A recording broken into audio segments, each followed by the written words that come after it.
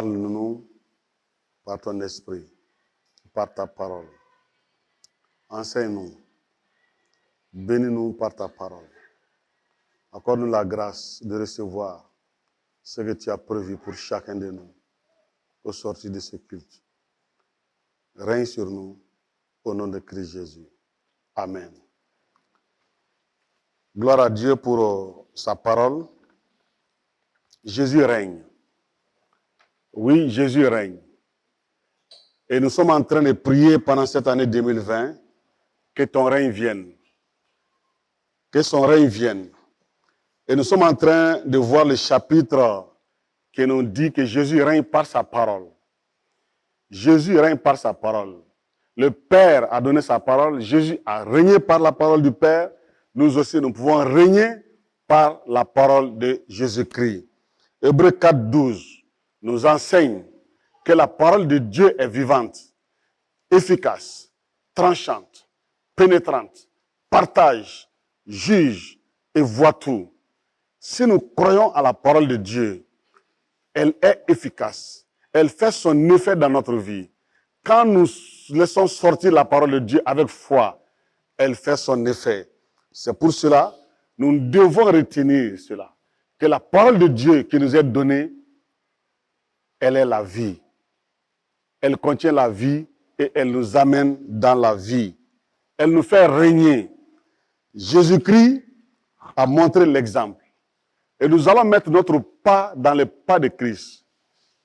Tout disciple accompli marche selon le Maître. Alors, comment est-ce que Jésus a manifesté son règne par sa parole? Et c'est ce que nous allons voir. Jésus a manifesté son règne par sa parole, premièrement sur Satan. Il a dit, l'Esprit du Seigneur est sur moi. Il m'a oint pour annoncer une bonne nouvelle, pour guérir, pour délivrer, pour libérer les captifs et pour annoncer l'année de grâce du Seigneur. Donc, Jésus-Christ est venu pour alors servir et annoncer le royaume de Dieu par la parole. Et il a régné par la parole. Satan, qui est l'ennemi de Dieu, l'ennemi de l'Église, alors a été le premier ennemi que Jésus va dominer par sa parole d'abord et ensuite annoncer la bonne nouvelle du royaume.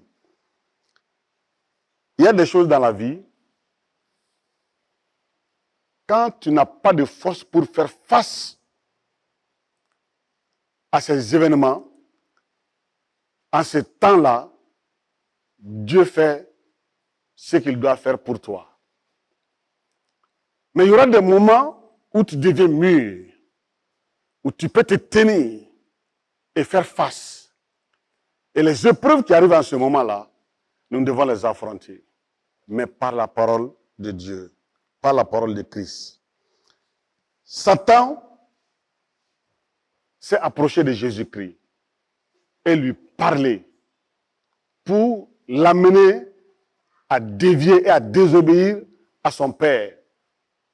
Là où Satan se présente devant Jésus-Christ, alors il n'y a personne d'autre sur la terre qui peut empêcher Satan de se présenter devant lui. Mais comme Jésus l'a arrêté par la parole, Jésus l'a empêché par la parole d'atteindre son objectif dans sa vie, nous aussi nous pouvons arrêter, empêcher Satan par la parole de Christ pour qu'il n'atteigne pas ses objectifs dans notre vie. C'est par la parole que nous pouvons l'arrêter. Et c'est pourquoi nous devons mettre notre foi dans la parole. Rien que par la parole. Personne, aucun système, aucun gouvernement, aucune stratégie ne peut arrêter le diable, si ce n'est la parole qui est sortie par la foi. Nous allons voir 4 étapes dans la vie de Jésus-Christ. Premièrement, c'est le Dieu Père qui va agir pour son Fils. Dans Matthieu chapitre 2, verset 13. Alors, quand Jésus est né, les mages arrivent chez Hérode. Alors, ils annoncent la nouvelle qu'ils sont venus pour adorer le roi des Juifs qui vient de naître.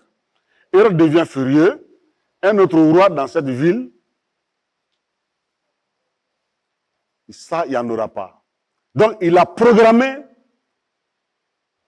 de tuer tous les enfants de 0 à 2 ans, les enfants mâles, parce qu'il ne pouvait pas distinguer l'enfant Jésus parmi les autres. Donc, il faut les tuer tous. En ce moment, il sera sûr que Jésus a été éliminé. Alors, quand il a programmé cela, voici ce que Dieu va dire à Joseph en songe. Lève-toi, prends le petit enfant et sa mère, fuis en Égypte et reste ici jusqu'à ce que je te parle. Car Hérode cherchera le petit enfant pour le faire périr. Jésus, à cet âge, ne pouvait pas affronter le diable. Il n'a pas la connaissance spirituelle nécessaire, la force nécessaire de se tenir devant les soldats de Hérode pour les braver.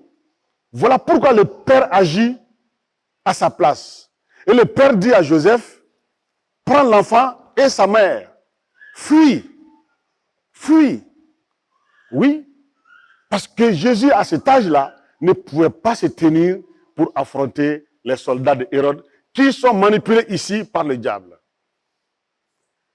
Deuxièmement, le Père cache son Fils pour qu'il grandisse avant qu'il ne sorte publiquement.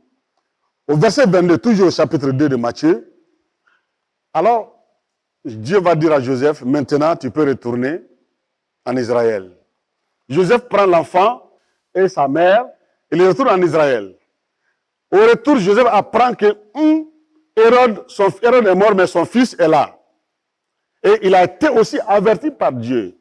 Attention, tel père, tel fils. Donc Joseph décide d'aller habiter à Nazareth. Au verset 22, il est dit, mais ayant appris qu'Archélaus régnait sur la Judée à la place d'Hérode son père, il craignait de s'y rendre et divinement averti en songe. Il se retira dans les territoires de la Galilée et vint demeurer dans une ville appelée Nazareth, afin que s'accomplisse ce qui a été annoncé par les prophètes, il sera appelé Nazaréen. C'est Dieu qui fait ça aussi. Ne va pas à Bethléem, alors viens à Nazareth. Et c'est là que Jésus va grandir. C'est là que Jésus sera enseigné dans la parole par sa mère, par son Père, Dieu le Père. Il va grandir physiquement, il va grandir moralement, il va grandir spirituellement, il va grandir dans la connaissance de la Torah, de la parole de Dieu. Jusqu'à 30 ans.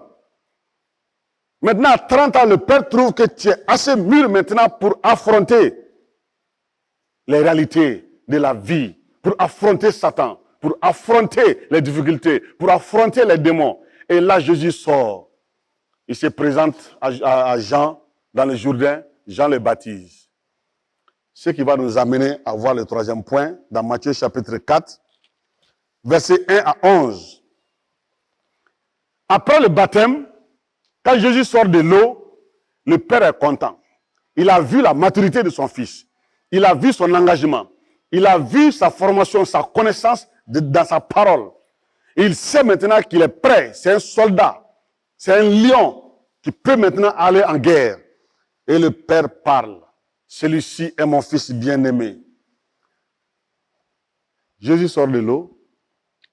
Il est rempli du Saint-Esprit, revêtu du Saint-Esprit. Le Saint-Esprit le conduit dans le désert. Là, il va passer 40 jours dans la présence de son Père, sans manger. Et à la fin de ces 40 jours, maintenant, au verset 3, le tentateur s'étant approché de lui. Vous voyez, Satan a un autre nom ici, le tentateur. Il faut éviter de tenter toujours les gens. Si ton travail n'est que tenter les gens, tu deviens tentateur. Ce nom est propre au diable. Il ne faut pas que ton comportement te colle ce nom. Nous ne sommes pas créés pour tenter. Nous ne sommes pas des tentateurs. C'est Satan qui est le tentateur. Évite de tenter les autres. Il s'approche de Jésus. Il dit, si tu es le Fils de Dieu, il a entendu. Quand Dieu a parlé, il a entendu. La parole de Dieu est sortie. Tu es mon Fils bien-aimé. Satan a entendu cela. Et il va le répéter à Jésus. Ce que moi j'ai entendu, Jésus. Ce que toi-même tu as entendu. Ce que j'ai entendu. Tu es mon Fils bien-aimé. Si cela est vrai, ordonne que ces pierres deviennent des pains. Mais quand un homme a faim, tu as le pouvoir de changer cela en pain pour manger. Il y a quoi de mauvais en cela? Que Jésus change le pain, les pierres là en pain pour manger, satisfaire sa faim. Il y a quoi de mauvais en cela? Rien. Mais le mauvais, le mal ici, c'est que ça vient de la bouche de Satan. Ça ne vient pas de la bouche de Dieu le Père. Si c'était le Père qui lui a dit, alors change ces pierres en pain et mange, il va le faire. Mais ça vient de la bouche du mauvais. Son fond est mauvais. Son fond est mal. Il est menteur. C'est ça le diable. Donc Jésus, en changeant les pierres en pain, il a obéi à Satan. Et c'est ce qu'il faut éviter dans la vie. C'est ce qu'Ève n'a pas compris. Il faut obéir à Dieu et à Dieu, à la parole de Dieu. Donc c'est pour dire que Satan peut entendre la parole de Dieu. Il connaît la parole de Dieu. Et il peut vous glisser cela devant une situation où vous avez réellement un grand besoin pour vous amener à désobéir à Dieu et à obéir à lui. Et Jésus, quelle a été sa réponse? Il a été écrit. C'est vrai, tu as entendu, mais j'ai entendu, mais il est écrit que l'homme ne vivra pas de pain seulement, mais de toute parole qui sort de la bouche de Dieu. Donc, ce que tu viens de me dire n'est pas sorti de la bouche de mon Père. Ce qui est sorti de la bouche de mon Père, c'est que je suis son fils bien-aimé. Puisqu'il ne m'a pas dit d'abord de changer les pierres en pain, c'est toi qui le dis. Ce qui sort de ta bouche, je ne le prends pas. C'est simple. Et cela, vous trouvez cela dans Deutéronome 3, 17. Ça veut dire que Jésus a été enseigné dans la Torah. Tu as reçu les enseignements à bas âge par les parents, ton père et ta mère, dans la famille, à l'église, à l'école de dimanche. Tu as grandi, tu as fait les camps, les séminaires. Mais qu'est-ce que tu retiens aujourd'hui encore de la parole de Dieu? Voilà ce qui manque aujourd'hui à la jeunesse. C'est l'étude de la parole de Dieu. Nous fuyons les études bibliques. Nous fuyons la lecture de la parole de Dieu. Nous fuyons la mémorisation des versets bibliques. Jésus était ici, il n'avait pas la Torah écrite entre ses mains, mais il avait ça ici. Il a fait sortir la parole parce qu'il croit en ça. C'est pourquoi il l'a fait sortir et ça a bloqué le diable. Mes frères, tu as un besoin réel. Si Dieu te dit, fais ça pour satisfaire ton besoin, fais-le. Parce que Dieu ne te dira jamais de faire quelque chose qui contredit sa parole. Mais quand tu entends une voix ou une pensée te vient, qui te dit de faire quelque chose, mais tu sais très bien que ça va en désobéissance à la parole de Dieu, ça vient du diable. Et si tu le fais, tu as péché. Tu dois pouvoir répondre à cette pensée qui est en toi, qui te domine. Non, il est écrit. Je ne dois pas voler. Je ne dois pas tricher. Je ne dois pas escroquer. Je ne dois pas mentir. Deuxièmement, au verset 5, le diable leur dit, bon d'accord. Le diable le transporta dans une ville sainte, dans la ville sainte. Il le plaça sur le haut du toit et du temple. Le temple, c'est la maison de Dieu. Satan peut entrer dans l'église. Il peut s'asseoir sur les toits ici. Il peut s'asseoir sur les toits de ta maison. il peut aller s'asseoir sur ton canapé là. Tu ne peux pas l'empêcher. Tu ne peux pas l'arrêter. Il vient avec Jésus sur le toit du temple. Et il répète encore, si tu es le Fils de Dieu, jette-toi en bas. Car il est écrit, puisque tu m'as dit la dernière fois qu'il est écrit, je te dis aussi qu'il est écrit. Il donnera des ordres à ses anges à ton sujet. Et ils te porteront sur les mains, de peur que ton pied ne heurte contre une pierre. Jésus va lui dire, il est aussi écrit, tu ne tenteras point le Seigneur ton Dieu. Deutéronome 6, 16. Jésus connaissait ça aussi.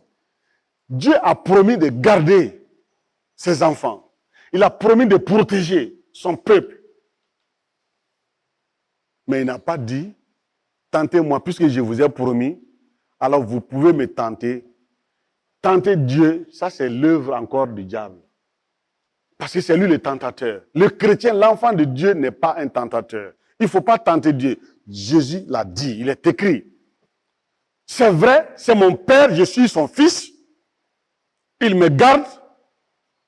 Mais je ne vais pas faire exprès pour lui dire, bon, puisque tu as dit que tu vas me garder, je vais voir ce que tu vas faire. Je vais sauter du haut. Si vous le faites, vous serez écrasé. Il ne faut pas faire exprès de laisser votre porte ouverte. Oui, il y a les voleurs, mais le Seigneur veille. Le Seigneur veille. Mais il t'a donné l'intelligence. On met les bâtons à la porte pour fermer. Il ne faut pas tenter Dieu.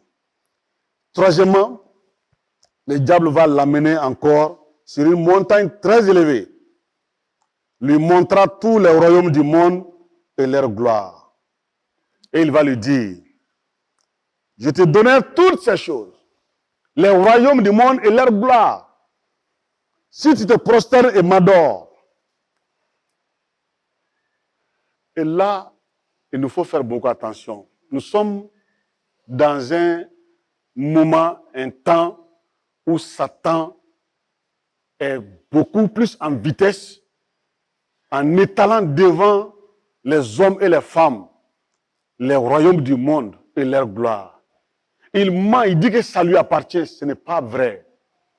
Seul Dieu règne de toute éternité. Il est malin, il est rusé, il ment. Il est en train de créer des clubs, des groupes, des organisations avec une couverture d'un nom de bienfaisance pour pouvoir attirer les gens en leur offrant la fortune, le nom, la gloire. Mais en retour, qu'est-ce qu'il prend? Nos vies pour la détruire. Un jour, un jeune de notre église, alors son ami l'a invité pour aller à une rencontre de Kinet. Quand il est rentré, alors on a commencé à lui parler, bon, tu amènes ça, on va te donner ça, chaque mois on va verser ça dans ton compte et tu n'as pas d'effort à fournir. Lui, il a entendu, il a réfléchi, il a dit, mais gagner de l'argent, beaucoup d'argent, sans travail, sans effort, que lui n'a pas été enseigné à cela. Il dit que sa place n'est pas ici. On lui a demandé qui es-tu, il dit qu'il est chrétien. Il dit, mais toi aussi, les chrétiens viennent ici. Ici, il y a des prêtres qui viennent, il y a des pasteurs qui viennent, il y a des ministres qui viennent. Ça, c'est, tout le monde fait ça aujourd'hui. Vous voyez? Il a dit non. Il a commencé à prier intérieurement. Il a demandé à Jésus de le faire sortir. Et quand il a eu la porte de sortir, il a fui. Quand il est venu, on a prié. Je lui ai donné des conseils. Et il est parti. Mais voilà, aujourd'hui, beaucoup de jeunes garçons et filles sont attrapés par le diable parce qu'ils veulent dominer, ils veulent avoir de l'argent sans être fatigués. Ils ne veulent pas faire de carrière. Demain, ils sont millionnaires. Ils ne veulent pas travailler, ils ne veulent pas faire de carrière, ils ne veulent pas montrer leur savoir-faire pour gagner. Satan, comprenant cela, il passe par des sociétés secrètes. Vous disant non, tu peux le faire. C'est ce qu'il a fait à Jésus ici. Et regardez ce que Jésus va dire. 1. Retire-toi, Satan. C'est un ordre qu'il lui donne. Retire-toi, Satan. Vous pouvez le faire. Tu peux le faire, je peux le faire. On peut parler à Satan, lui demander, lui donner un ordre. Retire-toi, arrière de moi, va-t'en. Jésus l'a fait. Et tu peux le faire. Il faut savoir discerner entre celui qui te parle et celui qui le manipule derrière. Et c'est ce que Jésus a compris avec Pierre. Il savait que ça, ce n'est pas Pierre. Il a compris que c'est Satan qui est derrière. Il dit, arrière de moi, Satan. Il ne parle pas à Pierre, mais il a parlé à Satan. Et ici aussi, il parle à Satan, il lui dit, arrière de moi. Ensuite, il ajoute, il est écrit, tu adoreras le Seigneur ton Dieu et tu le serviras lui seul. Il faut le dire, il est écrit, j'adore le Seigneur Jésus seul. Et regardez au verset 11 ce qui va se passer. Alors le diable le laissa. Et si Jésus n'avait pas dit, retire-toi, il n'allait pas partir. Il a dit, retire-toi. Le diable l'a laissé. Il est parti. Dans les 3 cas, Jésus fait sortir la parole de Dieu. Et il est bloqué. C'est la parole de Dieu qui le bloque.